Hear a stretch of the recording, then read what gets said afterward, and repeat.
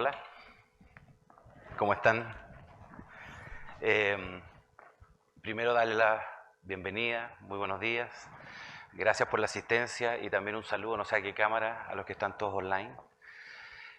Primero darle las gracias a Lugo y a la organización por la invitación y volver a confiar en mí después de varios años que ya estuve en otro congreso y esto solo refleja lo viejo que estoy.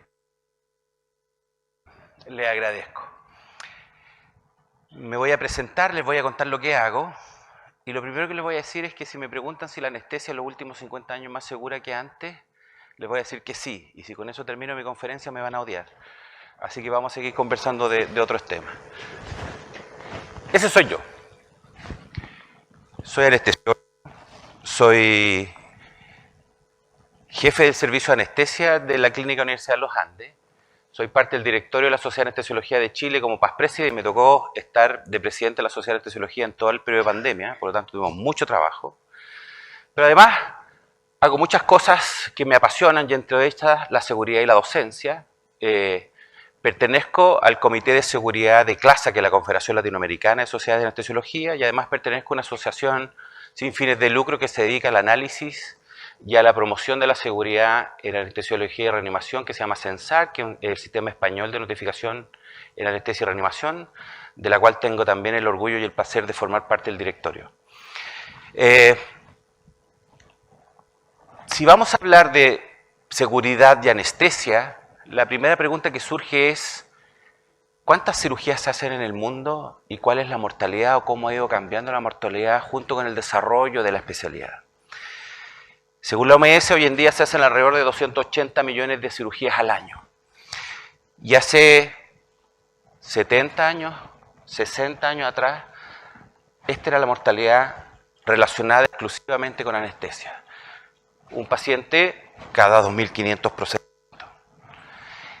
Y ha ido mejorando no solo la especialidad, no solo el conocimiento y no solo la tecnología, y hoy día podemos hablar tranquilamente de mortalidades de 1 en 200.000, que eso significa 0,0005% de muertes atribuidas directamente a la anestesia, o sea, a las intervenciones que hacemos nosotros como profesionales de la anestesia, porque la anestesia en sí no es un tratamiento.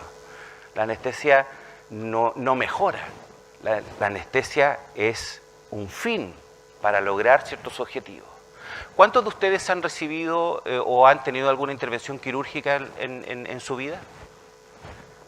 Yo así voy a poner 2 porque he tenido varias. Bueno, de aquí, varios de ustedes podrían haber tenido riesgos de muerte y riesgos de incidente.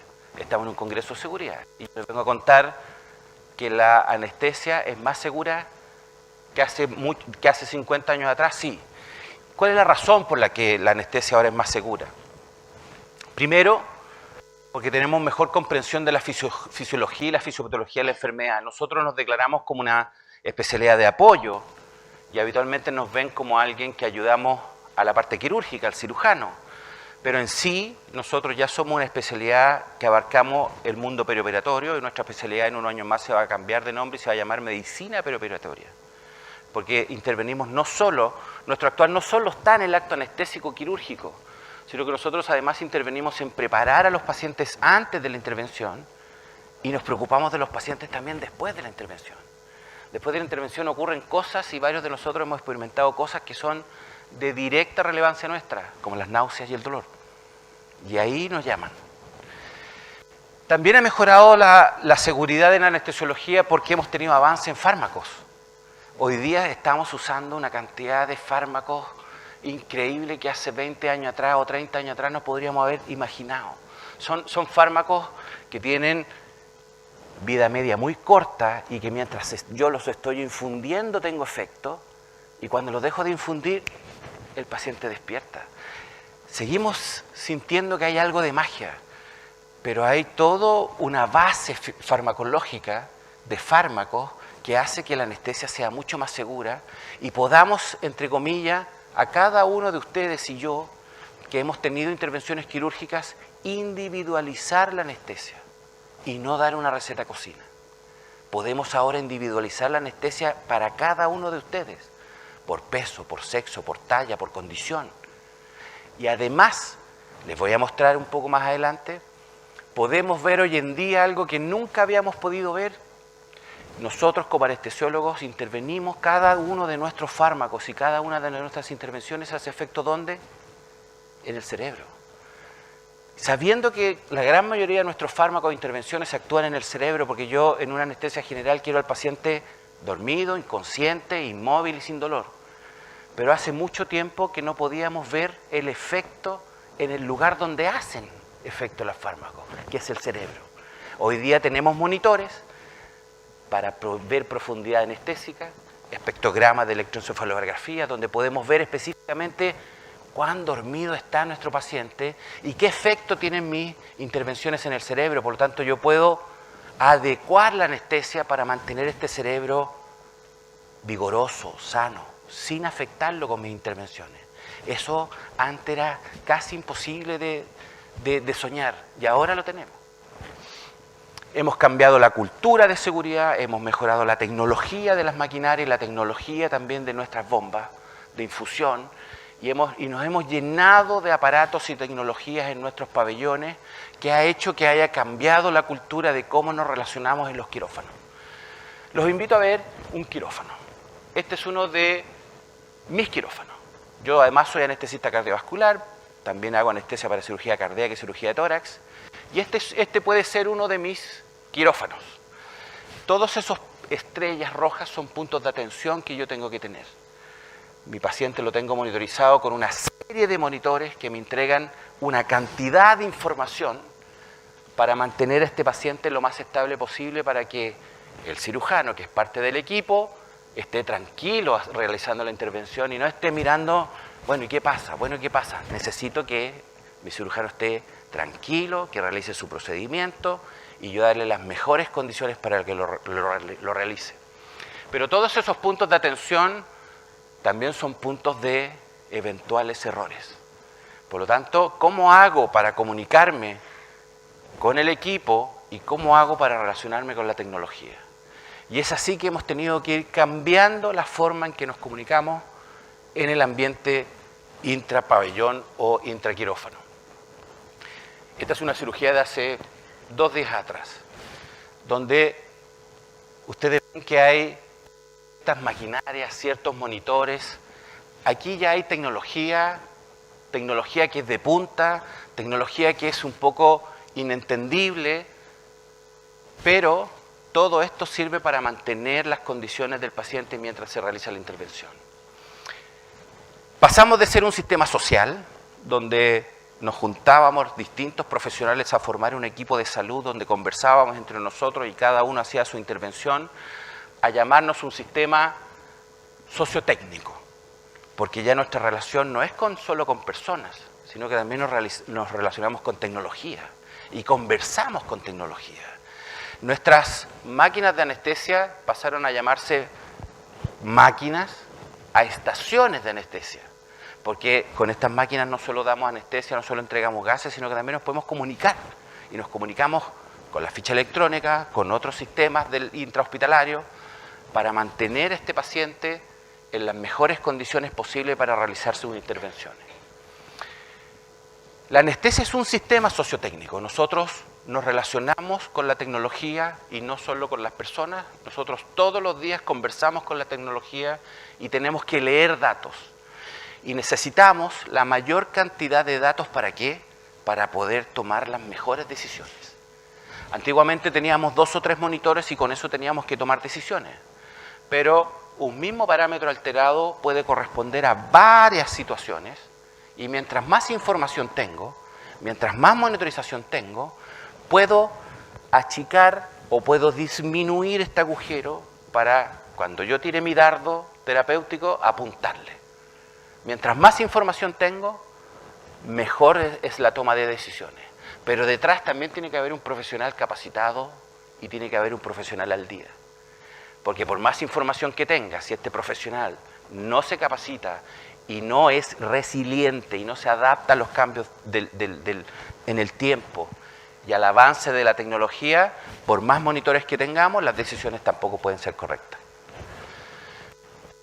El quirófano es uno de los dominios más complejos de la práctica clínica. Hoy en día, y les voy a ir mostrando, Cada vez nos complejizamos más, cada vez hacemos procedimientos inimaginables hace 50 años, ya se sientan bien, de cirugía in útero, pacientes cada vez en edades más extremas, pacientes cada vez más graves que la mortalidad era casi del 100%, ahora son pacientes que tienen riesgo, pero que podemos sacarlo adelante. Y eso ha hecho que aumenten los desafíos, no solo los desafíos de las instituciones, sino que también los desafíos en los equipos de salud. Esto es solo un resumen de cómo ha ido evolucionando la anestesia, pero hay cosas que son comunes a la seguridad. Una es la profesionalización. Nos hemos ido profesionalizando y capacitando y cada uno derivando más a sus puntos de trabajo. Ya no hay tanta cosa general, sino que cada uno se ha ido especializando y teniendo mucho mayor conocimiento en áreas definidas. Pantallas digitales, monitorización, mientras más información tengamos, mientras más monitorización tenemos, mejor podemos saber cómo está nuestro paciente y cómo podemos mantener esa estabilidad.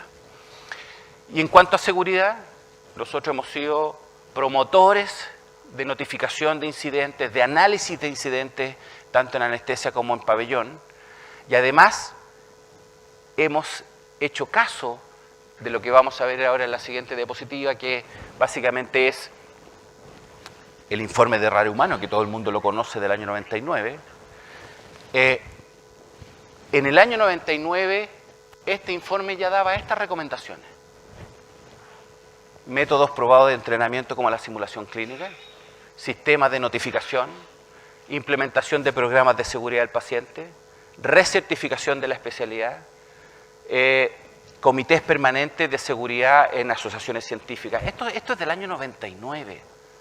Y nosotros como anestesiólogos tomamos esto y no tenemos todavía la conciencia, o esto todavía no está tan implementado como quisiéramos tenerlo. Pero estas ya son recomendaciones del año 99, hace más de 20 años atrás. Seguimos con nuestro pabellón, esto es una cirugía robótica. Esto es una cirugía robótica con un robot, donde el cirujano ni siquiera está ahora encima del paciente, está en una consola, manejando y teniendo incluso mucha más sensibilidad que en vivo. Con un paciente que solo se abren puertos, no hay que hacer una cirugía, una incisión amplia, y el cirujano está realizando su cirugía en una consola, que la vamos a ver, y puede estar conversando, interactuando, incluso transmitiendo esta cirugía a otro lugar, para recibir comentarios, para que otra gente más también aprenda. Hemos tenido cambios en los paradigmas de seguridad. Antiguamente la seguridad estaba muy centrada en el profesional, muy centrada en quien realizaba el procedimiento, y le dábamos toda la responsabilidad a que mientras más formación tenía, mientras más profesional era, mientras más especialización tenía, el profesional era más seguro. Pero eso conlleva que cuando el profesional se equivoca o cuando el equipo se equivoca, lleva más sentimientos, más sentido de culpa, más sentido punitivo, porque le entregamos la responsabilidad a este profesional. Y el cambio de paradigma fue de que la seguridad es de todos. Nosotros trabajamos en un sistema, no realizamos nuestras acciones inseguras o nuestras equivocaciones en el living de nuestra casa, trabajamos en un sistema. Por lo tanto, hemos cambiado el paradigma desde una seguridad centrada en la persona a una seguridad del sistema. El sistema tiene que proveernos también condiciones para disminuir la probabilidad del error. No solo el profesional capacitado, sino que el sistema tiene que prepararse para hacer las cosas mejor. Y eso tiene que ver también con la ergonomía, y eso también tiene que ver con la información, y eso también tiene que ver con cómo obtengo más datos. Mientras más datos tengo, mientras más información tengo, vuelvo a repetir, mejores decisiones puedo tomar. Pasamos entonces del enfoque centrado en las personas, donde este enfoque fomenta la culpa, a un enfoque de sistemas donde rediseñamos sistemas defectuosos para hacerlos más virtuosos, donde el factor humano y los principios ergonómicos hoy día los conversamos día a día, y no conversamos acerca de las personas ni acerca del quién, conversamos de cómo el sistema puede mejorar para que cualquier persona o cualquier profesional que venga a atender a mi institución esté más protegido y haga las cosas más seguras. La seguridad comienza con herramientas seguras, máquinas seguras, procesos seguros y entornos seguros. Eso que ustedes ven aquí, esa definición de que cómo parte la seguridad, que no está centrada en las personas, esta es una definición de la industria. Esa definición es de la industria automotriz, de cómo mejorar la seguridad. Y yo la tomé porque finalmente también es lo que hacemos nosotros. Cuando hablamos de seguridad y cuando hablamos de incidentes, también hablamos de factores latentes. Y hablamos del sentido del error y la definición del error, del queso suizo, de Reason, y que hay ciertas barreras que nos protegen, pero que esas barreras cuando se transgreden y se alinean los agujeros de estos quesos, puede producir un evento. En Censar, que es la institución que también yo pertenezco, definimos nosotros los factores latentes con esta mnemotecnia que se llama Pitelo, que hay factores que son derivados del paciente, del individuo, de la tarea, del lugar, ¿cierto?, del equipo humano y de la organización. Y cuando hacemos un análisis causa-raíz nos centramos en estos factores y tratamos de que por cada uno de estos factores que encontremos, proponer medidas de mejora. Pero son medidas de mejora sistémicas, no son medidas de mejora centradas en quién, sino que son medidas de mejora centradas en el por qué. ¿Para qué? Finalmente, para pasar de una cultura tradicional de la seguridad, donde habitualmente nos callamos, ¿por qué? Porque tenemos el miedo al castigo, a pasar a una cultura de seguridad moderna, donde la solución es sistemática, donde yo comunico sin sentido punitivo con el fin de aprender y donde me interesa el por qué y no a quién. ¿Ok? De herramientas de seguridad hay muchas, y en anestesia ocupamos casi todas. Prácticas seguras, gestión del riesgo, factor humano o organizaciones de alta fiabilidad. Les puedo mostrar una cantidad de ejemplos que ocupamos día a día y que ustedes también lo ocupan lo más probable, pero nosotros ocupamos muchos protocolos, listas de chequeo, ¿sí?, pausas de seguridad de la OMS, o clasificaciones de estados de riesgo, también de riesgo tromboembólico, por ejemplo, ¿cierto? Entonces quiero que entiendan que todas estas herramientas nos ayudan sistemáticamente a ser mejores, a disminuir la probabilidad del error y de que este paciente que pasa por un proceso y que no es solo un momento dado y un momento X de una cirugía, este paciente puede estar más seguro y nosotros también. La cirugía robótica, que es como casi que la vedette de la cirugía hoy en día. Todos quieren tener robot y sí, hoy en día sí podemos decir que hay diferencias sustanciales en la cirugía robótica. ¿Por qué? Porque ha habido mejor comprensión, porque ha habido mejor formación. ¿Por qué? Porque el robot ha estado trabajando junto con los profesionales en mejorar las siguientes ediciones. Es inevitable de que siga habiendo una interacción tecnología-ser humano. Porque esto no va a seguir, el robot va a estar, pero no se va a operar solo. Tiene que haber alguien detrás. Si al robot y a mi anestesia le agrego tecnología de punta, con bombas de infusión, con modelos farmacodinámicos, farmacocinéticos individualizados para el paciente, mejoro la seguridad. Si además ocupo para puncionar a pacientes estándares de seguridad como la ecografía, ya no depender del tacto, ni de la vista, ni pinchar 10 veces al paciente porque no le encuentro la vena, tenemos ecógrafo. Y el ecógrafo aumenta el estándar de calidad y el éxito en los procedimientos en una manera infinita. Esto ya es un estándar. Si yo lo veo, eco. Central, eco. O sea, estamos todos los días trabajando con tecnología. Y si además, y aquí tenemos el famoso monitor, puedo ver la profundidad anestésica. Y esto ustedes no lo van a entender, aquí hay que ponerse como cuando uno ve figuras 3D. Pero esto es un espectrograma, y aquí estoy viendo hemisferios cerebrales, y estoy viendo ondas cerebrales, y puedo saber cuán dormido está mi paciente y la actividad eléctrica del cerebro. Antes, por receta de cocina, yo daba dosis por miligramos, por kilo de peso, y no tenía idea de lo que ocurría en el cerebro, pero mi paciente estaba dormido.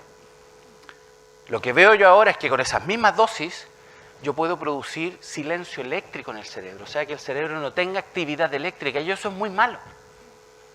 Porque eso genera que el cerebro, entre comillas, haga un stop. Y eso aumenta las probabilidades de delirio en el postoperatorio, de que el paciente despierte no sabiendo dónde está. Y eso hace que se alarguen las hospitalizaciones, que aumenten los riesgos de caída.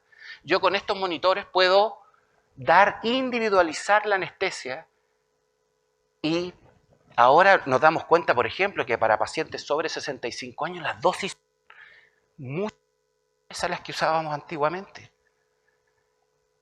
Y que el cerebro es lo que me importa, es el cerebro de lo que yo quiero, lo que tengo que cuidar. Y son pacientes que despiertan tranquilos, que tienen menos delirio, son pacientes que se pueden levantar a la hora de la cirugía, y por lo tanto también eso hace que aumente el porcentaje de cirugía mayor ambulatoria y que podamos hacer más también. Si además yo me cuido, en anestesia también somos muy fan de cuidarnos del evento adverso más frecuente en los hospitales, que es el error de administración de fármacos. Y nosotros lo que hacemos en anestesia es que usamos un etiquetado de droga internacional por colores para disminuir justamente el error de administración de fármacos. Si además usamos la lista de verificación quirúrgica con la pausa de seguridad, donde preguntamos no una, ni dos, ni tres, ¿cómo se llama su paciente? ¿De qué se viene a operar? ¿Cuánto tiempo se va a demorar? ¿Quién forma parte de su equipo? Y nosotros de anestesia además complementamos con profilaxis quirúrgica para infección de herida operatoria, profilaxis de enfermedad tromboembólica, que vamos a hacer de medidas físicas, farmacológicas, etcétera, etcétera, etcétera, etcétera, etcétera.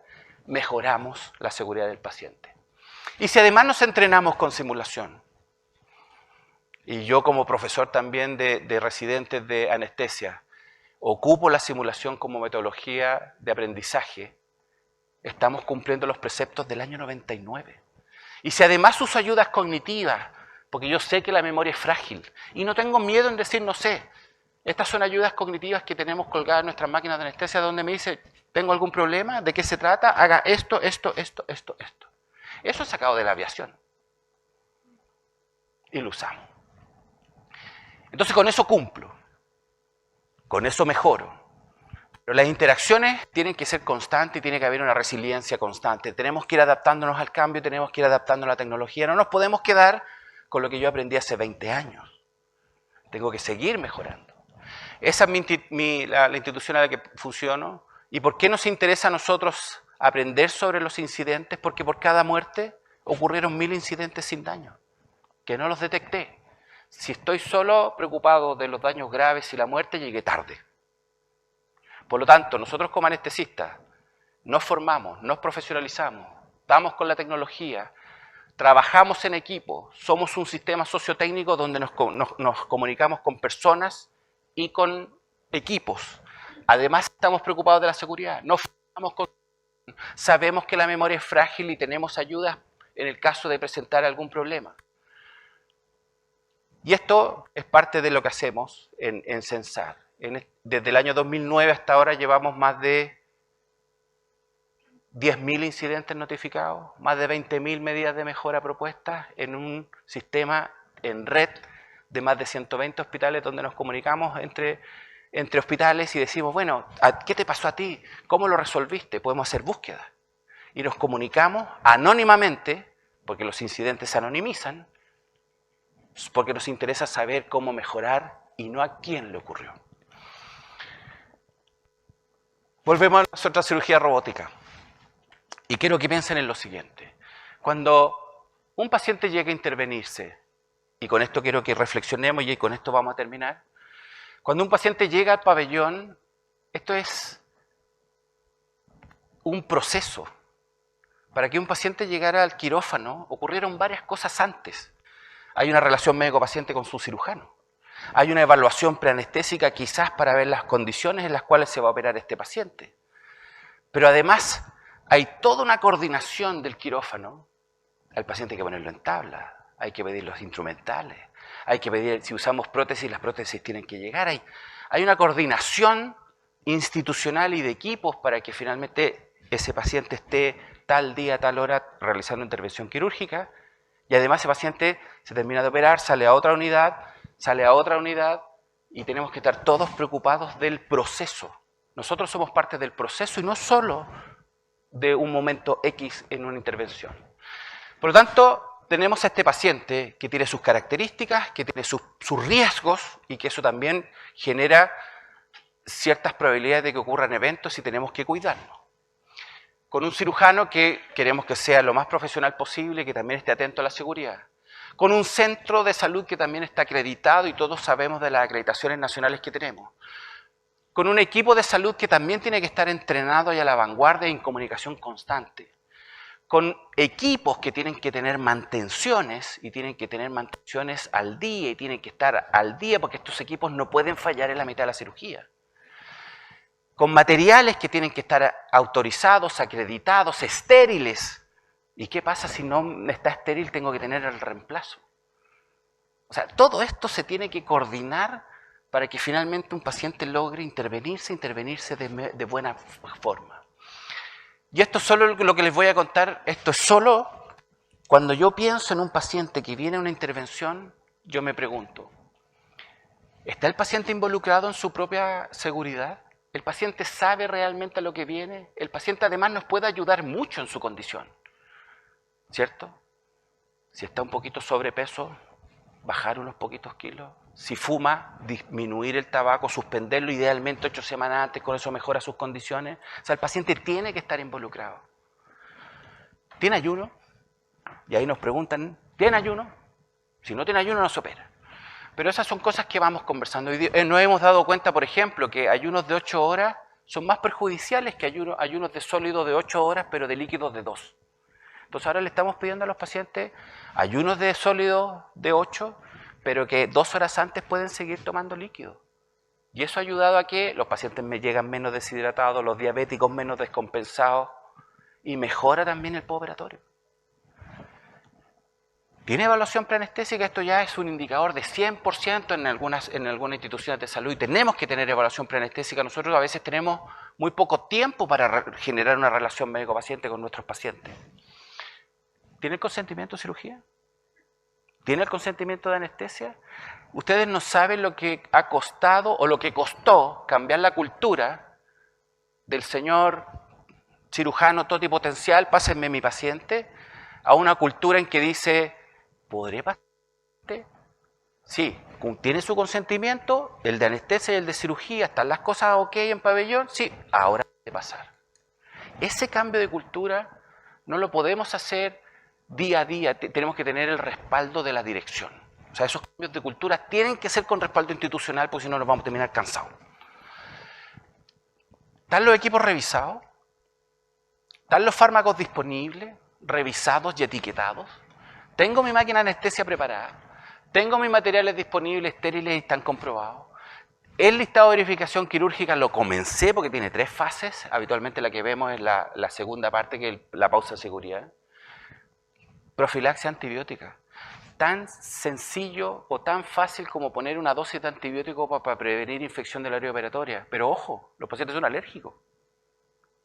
Y eso tiene que ver también con mi relación médico-paciente. Le pregunté si era alérgico o no, porque si no ahí tengo un riesgo. Ponerle un medicamento al cual es alérgico el paciente y generarle un choque anafiláctico no es gratis. Profilaxis de enfermedad tromboembólica. Yo quiero que este paciente salga bien. O sea, imagínate ir a operarse y salir con una trombosis venosa o con un tromboembolismo pulmonar, solo por no tener una clasificación de riesgo y no ser acciones que están demostradas que mejoran la probabilidad de complicación. La pausa de seguridad, prevención de lesiones por presión. Cirugías largas, 8, 10 horas. ¿Me interesa? Sí. Pacientes salen con daños de piel por compresión. O sea, todas esas cosas tenemos que estar nosotros preocupados. Monitorización y control de signos vitales, control de la temperatura. Qué importante es la temperatura. Pacientes que están en cirugías y que pasa mucho rato y se produce hipotermia, son pacientes que se demoran en despertar. Son pacientes que aumentan el consumo de oxígeno cuando despiertan con calofrío. Si ese paciente tiene una cardiopatía coronaria, siempre puede infartar. Son pacientes que además está demostrado que la hipotermia aumenta la infección del sitio operatorio, disminuye la calidad de las suturas y se producen dehiscencias, por ejemplo, del intestino. Tengo que monitorizar la temperatura. Ya es una obligación. Control de la profundidad anestésica, como les mostré con estos monitores de profundidad o de espectrograma encefalográfico. ¿Le voy a tomar exámenes intraoperatorios? ¿Le voy a medir la diuresis? ¿Cómo controlo el sangrado? ¿Tengo muestra para el banco de sangre? ¿Van a salir biopsias de esta intervención? No se me vayan a perder. ¿Cómo si se me pierde una biopsia, qué hago? Y eso es responsabilidad del sistema. No es responsabilidad mía ni de la enfermera que está conmigo, sí, pero el sistema tiene que estar hecho como para que sea mucho más fácil hacerlo bien y difícil hacerlo mal. Casi que como estas cadenas de custodia de evidencia deberíamos tratar las biopsias. Indicaciones, además todo esto hay que registrarlo en la ficha electrónica, o sea, además me tengo que sentar, antes era todo papel, unas rayas, qué sé yo, no, ahora tengo que sentarme porque esta información hay que tenerla. No crean cómo hemos peleado con los sistemas, ¿eh? Porque uno trata de hacer cosas, imagínate, trata de hacer esto, trata de hacer esto, y además uno tiene que darse el tiempo de sentarse y escribir, pero hay que hacerlo, se puede. Indicaciones postoperatorias, ¿cómo voy a manejar el dolor, las náuseas, los vómitos? Yo tengo que empoderarme y tengo que ser parte del proceso. Entrega del paciente a otra unidad. Qué importante es entregar el paciente y saber entregarlo en otra unidad. Que no se me vaya a olvidar. Pero si lo entrego verbalmente se me van a olvidar cosas. Hay formas de hacerlo. Y en caso de complicaciones, ¿tengo planes? ¿A quién llamo? Y comunicación permanente con el resto del equipo. O sea, yo no doy anestesia y me voy, yo al otro día pregunto, oye, ¿cómo está el paciente? Trato de ir a verlo en la mañana, de escaparme, saber cómo está. Yo soy parte del equipo. Y no se olviden, la próxima vez que se vayan a operar, sepan que detrás hay mucha gente involucrada cuando ustedes van a estar acostados en nuestra mesa quirúrgica y que está pendiente de su seguridad. Muchas gracias.